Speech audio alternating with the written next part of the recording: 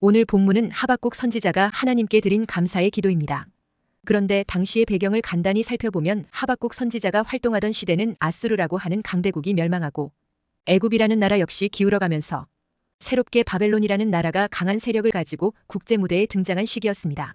그런데 문제는 바로 신흥 강대국 바벨론이 유대 나라를 노리고 있다는 것이었습니다.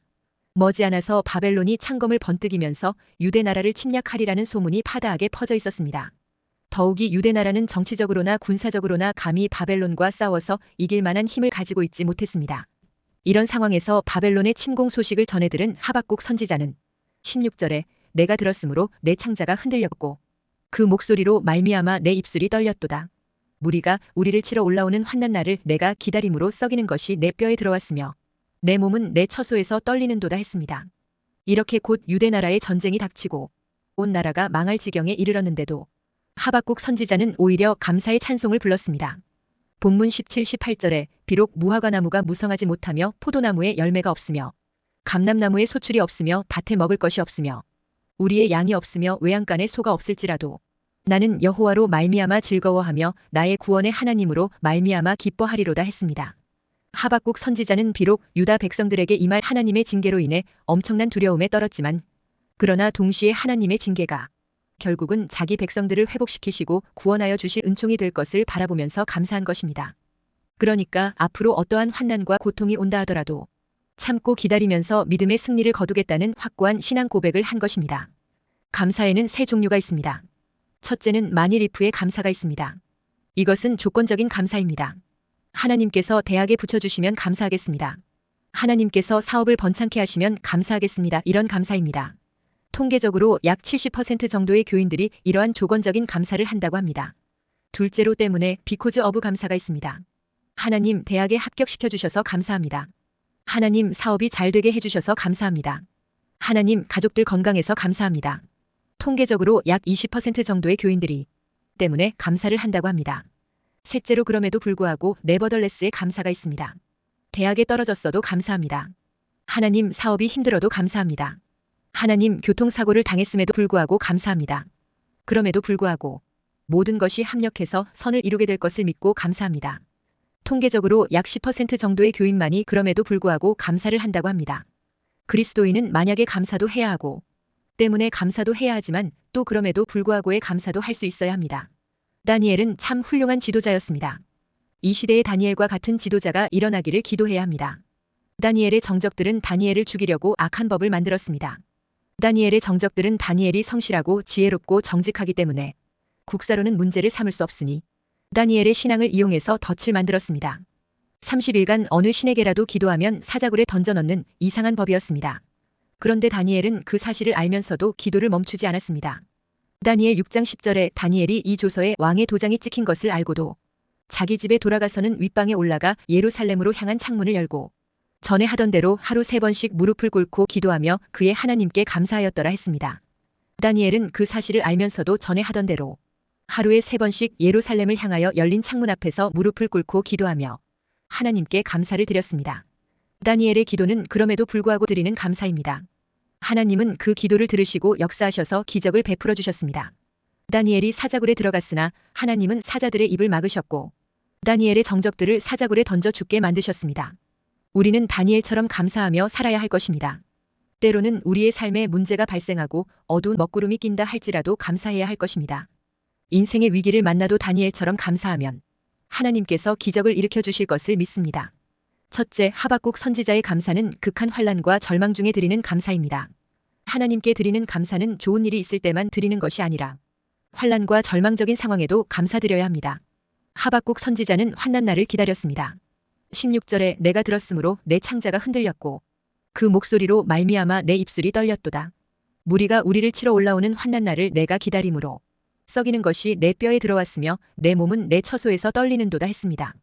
여기서 내가 기다림으로 하는 것은 하박국 선지자가 하나님의 말씀을 들었기 때문입니다. 그가 들은 말씀은 무슨 내용이었습니까? 무리가 우리를 치러 올라오는 환난 날을 들었다는 것입니다. 여기서의 무리는 바벨론 사람들을 가리킵니다. 그러니까 바벨론이 유다를 치러 온다는 내용이었습니다. 바벨론 사람들은 사납고 성급한 백성입니다. 그들의 군마는 표범보다 빠르고 저녁 이리보다 사납습니다. 그들의 마병은 독수리의 나름과 같이 재빠릅니다. 그러니 바벨론의 공격이 유다에게는 환난 날이 아닐 수 없었습니다. 하박국 1장을 보면 선지자 하박국이 하나님께 두 가지 질문을 던집니다. 첫째 질문은 왜 하나님이 부패한 유다의 죄악을 그대로 방치하시느냐는 것이었습니다. 이에 대해 하나님은 곧 바벨론을 도구로 사용하셔서 타락한 유다를 심판하시겠다고 말씀하셨습니다. 하박국 선지자의 둘째 질문은 왜 하나님이 바벨론을 들어서 사용하시는지를 물었습니다. 하나님이 타락한 유다를 심판하시겠다는 말씀은 이해가 갑니다. 그렇지만 바벨론은 하나님을 믿지 않고 다른 신들을 섬기는 이방 백성이었습니다. 그러니 어찌 하나님이 그런 바벨론을 강성케 하셔서 유다를 짓밟게 하실 수 있는지를 물었습니다. 이에 대해 하나님은 바벨론의 죄악상을 열거하시면서 바벨론도 그들의 죄로 인해서 하나님의 심판을 받을 것이라고 말씀하셨습니다. 이에 대한 하박국 선지자의 반응이 하박국 3장입니다. 하박국 3장 2절에 여호와여 내가 주께 대한 소문을 듣고 놀랐나이다. 여호와여 주는 주의 일을 이 수년 내에 부응하게 하옵소서. 이 수년 내에 나타내시옵소서. 진노 중에라도 긍휼을 잊지 마옵소서 했습니다. 하박국 선지자는 하나님께로부터 놀라운 말씀을 들었습니다. 하나님은 바벨론을 들어 유다를 심판하실 것입니다. 그런 후에 하나님은 바벨론도 심판하실 것입니다. 이때 하박국 선지자는 무엇을 하나님께 간구했습니까? 그는 바벨론의 침략에서 자기와 자기 가족을 구원해달라고 간구하지 않았습니다. 그는 하나님이 그 뜻하신 일을 속히 이루시도록 간구했습니다. 그의 관심은 오로지 한 가지, 곧 하나님이 영광을 받으시는 것이었습니다. 그런데 하박국 선지자는 그의 간구 마지막 부분에서 한마디를 덧붙였습니다. 진노 중에라도 긍휼을 잊지 마옵소서. 그는 자신들의 선행을 잊지 말아달라고 간구하지 않았습니다. 그들의 행위는 멸망을 받아 마땅했기 때문입니다. 하박국 선지자는 하나님께서 당신의 긍휼을 잊지 마시기를 간구했습니다. 하나님은 긍휼이 풍성하십니다. 그러므로 하박국 선지자는 긍휼이 풍성하신 하나님이 자기 백성을 불쌍히 여기시고 그들에게 긍휼을 베풀어 주시기를 간구했습니다. 하박국 선지자의 간구대로 하나님은 진노 중에서도 긍휼을 잊지 아니하셨습니다. 하나님의 진노를 받아 유다는 바벨론에 의해 멸망당했습니다.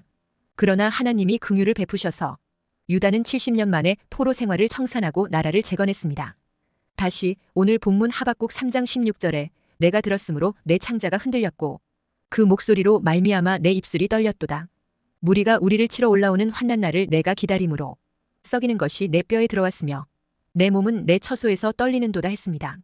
여기서 하박국 선지자는 자신의 심정을 솔직하게 하나님께 아뢰고 있습니다. 하박국 선지자는 자기의 질문에 답하시는 하나님의 말씀과 하나님의 목소리를 들었습니다. 그 내용은 너무도 충격적이었습니다. 하나님이 말씀하신 대로 이제 곧 바벨론은 유다를 침공할 것입니다. 그러면 유다의 많은 사람들이 죽임을 당할 것입니다. 또한 그들의 집과 토지는 초토화될 것입니다. 그러한 사실을 생각할 때 그에게 극도의 공포감이 몰려들지 않을 수 없었습니다. 그래서 하박국 선지자는 자신에게 있는 두려움을 솔직하게 고백했습니다. 마치 그의 창자가 흔들리고 그의 입술이 떨리며 썩이는 것이 그의 뼈에 들어오며 또한 그의 몸이 그의 처소에서 떨리는 듯한 극도의 공포감을 느낀다고 그는 고백했습니다. 겟세마네 동산에서 기도하시던 예수님이 잠자던 제자들에게 하신 말씀입니다. 마음에는 원이로되 육신이 약하도다. 하박국 선지자도 마음으로는 하나님의 돌보심을 알고 있었습니다. 그러나 육신이 약하기에 그도 어쩔 수 없이 두려워할 수밖에 없었습니다. 하박국 선지자는 환난 날을 기다리고 있었습니다. 그러기에 그의 감정은 극심한 두려움에 떨고 있었습니다. 그럼에도 불구하고 그는 하나님을 향하여 원망하거나 자기의 처지에 대해서 불평을 늘어놓지 않았습니다. 오히려 하박국 선지자는 기뻐하며 즐거워하며 하나님께 감사의 찬미를 드리고 또한 하나님께 감사의 기도를 올렸습니다. 말하자면 하박국 선지자는 극도의 환난을 눈앞에 두고서도 감사로 하나님을 기쁘시게 하며 하나님께 영광을 돌린 것입니다. 좋은 환경에서 감사하는 것은 당연한 일입니다. 그렇지만 하나님의 자녀는 환난 가운데서도 진정한 감사를 하나님께 드릴 수 있어야 합니다. 환경에 구애받지 않고 진정한 감사를 하나님께 드림으로 하나님을 영화롭게 하는 우리 모두가 되기를 바랍니다. 둘째, 하박국 선지자의 감사는 아무것도 없어도 감사할 수 있는 그런 감사를 하였습니다. 본문 17절에 비록 무화과 나무가 무성하지 못하며 포도나무에 열매가 없으며 감람나무에 소출이 없으며 밭에 먹을 것이 없으며 우리의 양이 없으며 외양간에 소가 없을지라도 했습니다. 하박국 선지자의 감사는 없는 것에서도 드리는 감사였습니다. 하박국 선지자는 본문 17절에서 6가지가 없다고 고백하였습니다. 무화과 나무가 무성치 못하고 포도나무에 열매가 없으며 감람나무에 소출이 없다고 하였는데 여기에 언급되어 있는 세 종류의 나무는 팔레스틴 지방에서 가장 쓸모있고 가치 있는 과실수로 간주되고 있습니다. 따라서 이러한 것에 소출이 없다는 것은 그 땅이 황폐되었음을 보여주는 말입니다. 즉 유다가 바벨론의 침략을 받아 폐허로 변하게 될 것을 의미하는 말입니다. 뿐만 아니라 밭에 식물이 없으며 우리의 양이 없으며 외양간에 소가 없다고 하였습니다. 이 말은 사람들이 먹을 양식마저도 없고 이제는 배고픔을 이기기 위하여 가축들을 잡아먹지 않으면 안 될 상황을 보여주는 말입니다. 인간의 생존을 위해서는 절대적으로 필요한 양식들이 없다는 말입니다. 이렇게 볼 때 아무것도 바라볼 수 없는 절망적인 상황에 처하여 있었습니다. 그러나 하박국 선지자는 이 모든 것들이 없다 하더라도 하나님께 감사의 찬송을 드릴 수 있었습니다. 그 이유는 이 세상의 모든 것들이 다 없어진다 하더라도 하나님 한 분만 계시면 두렵지가 않았기 때문입니다. 이것이 놀라운 믿음입니다. 이 세상의 것은 있다가도 없어지고 없다가도 있게 됩니다. 그러나 하나님은 영원하신 분으로서 전에도 계시고 지금도 계시고 장차도 계십니다. 그 영원하신 하나님이 인도하시고 언젠가는 채워주실 줄 믿었습니다. 할렐루야! 그렇다면 우리들의 감사는 어떻습니까? 금년에는 전염병 사태 이후 양적 완화라는 명목으로 많은 돈을 그냥 풀었습니다. 거품이었습니다. 전부 빚을 내어서 국민들의 그냥 뿌렸던 것입니다. 이제 빚 청구서가 돌아왔습니다. 그래서 식당의 음식 가격이 이전보다 거의 배나 올라가 버렸습니다. 돈 가치가 거의 배나 떨어졌다는 것입니다.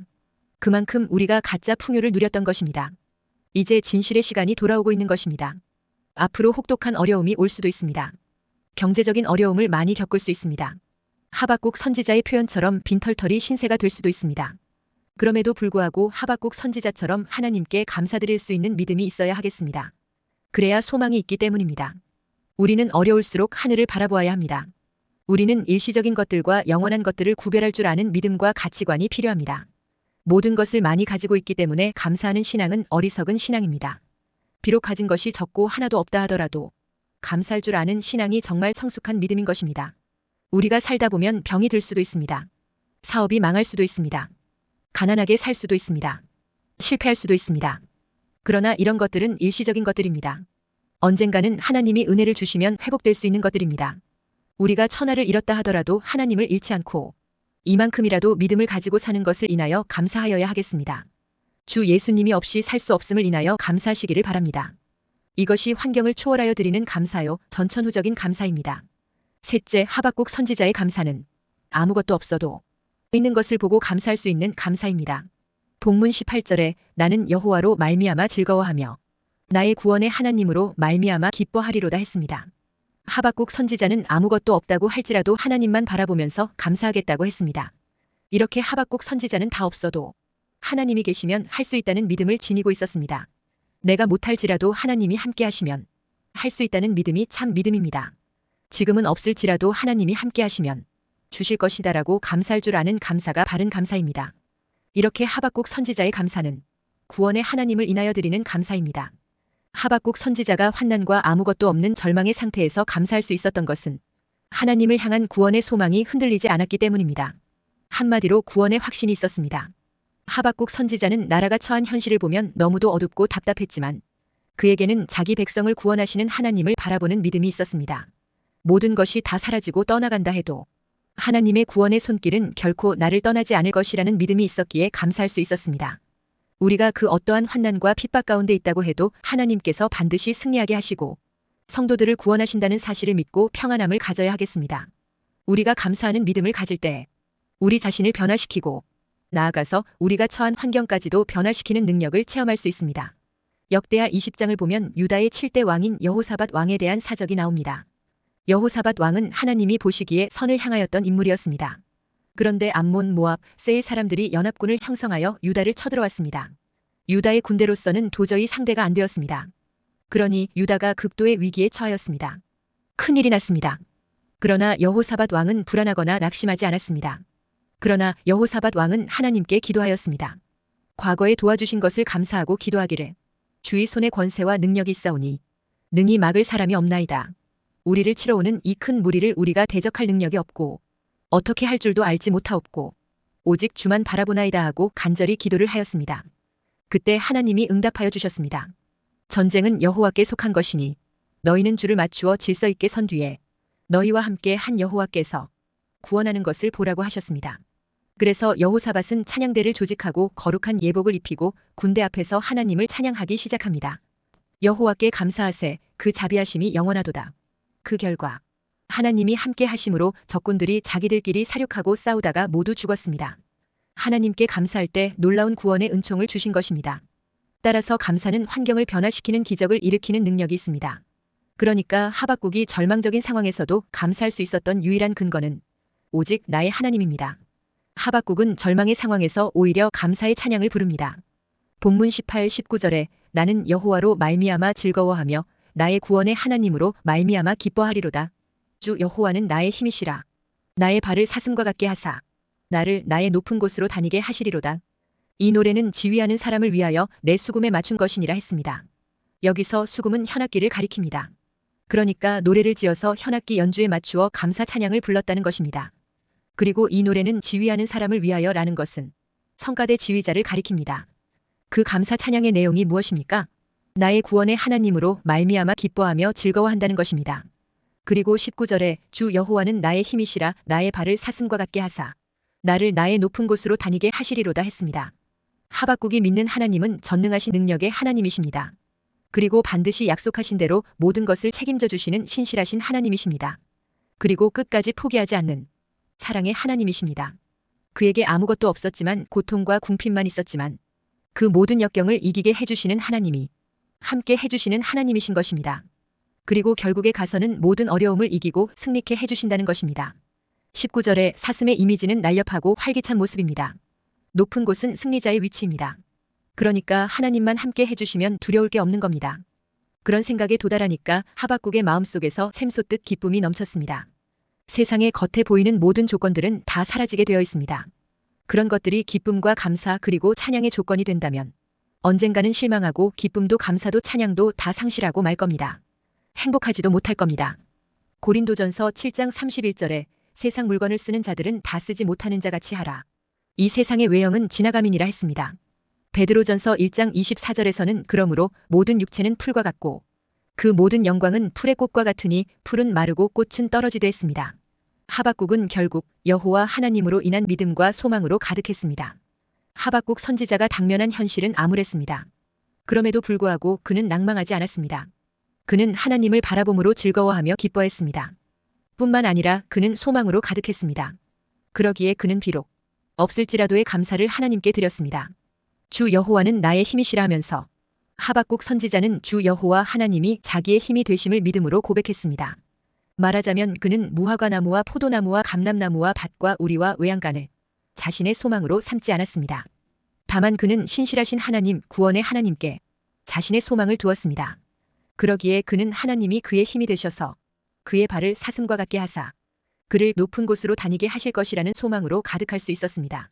사슴은 약합니다. 그러나 그 발에는 힘이 있어 험산 줄령도 껑충껑충 뛰어넘습니다. 마찬가지로 우리는 약합니다. 그러나 우리가 하나님을 소망으로 삼으면 하나님이 우리의 힘이 되십니다. 하나님이 우리를 돌보시며 우리를 회복시키시며 우리를 높이십니다. 하박국 선지자는 환난을 눈앞에 두고서도 하나님을 바라보면서 소망 가운데 하나님께 감사를 드렸습니다. 우리는 하박국 선지자가 하나님께 드린 감사를 통해서 진정한 감사는 환경의 문제가 아니라 신앙의 문제임을 알 수 있습니다. 추수감사주일이 왔습니다. 물론 우리의 형편이 좋지 않을 수도 있습니다. 그러나 신실하신 하나님, 구원의 하나님을 바라봅시다. 하나님으로 말미암아 즐거워하며 기뻐하며 비록 없을지라도의 수준 높은 감사, 진정한 감사를 하나님께 드리게 되시기를 주의 이름으로 축원합니다.